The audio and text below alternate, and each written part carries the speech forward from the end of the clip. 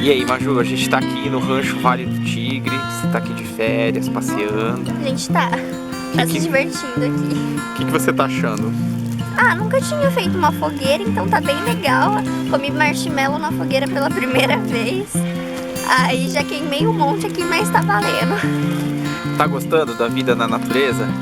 Claro, moraria aqui, só que precisaria só de um banheiro e papel. Claro. Tá precisando do banheiro agora? Não, agora não. Ah.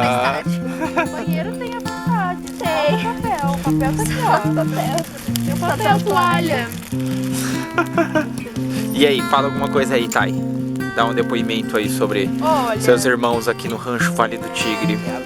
é bom que eu traga meus irmãos aqui pra eles aprenderem o que é vida de verdade, o que é curtir a natureza, Virar índio.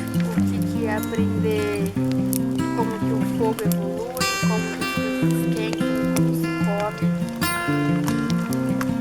Embaixo do céu estrelado, com uma lua maravilhosa que tá aqui. Calma. É isso aí. Vivendo e aprendendo.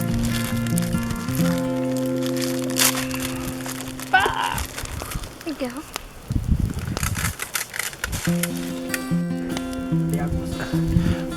E aí, dona Elza, o que a senhora tá achando aqui?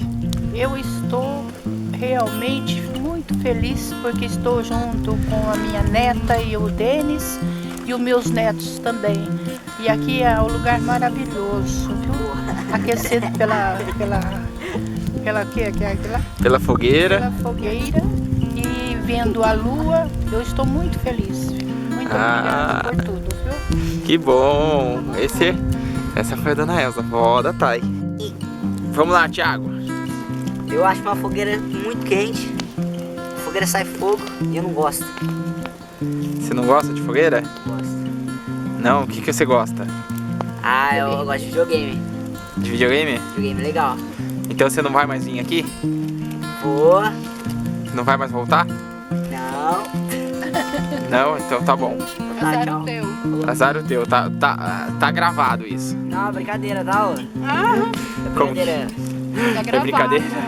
Uma brincadeira. O que você tá achando então? Muito legal. Muito legal. Bem louco, Bem empolgante. louco. Aqui tem bastante vaca grande. E aí, vai voltar no verão pra gente acampar por aí? Vamos? Vai. Meu, tá lá na quente. fogueira.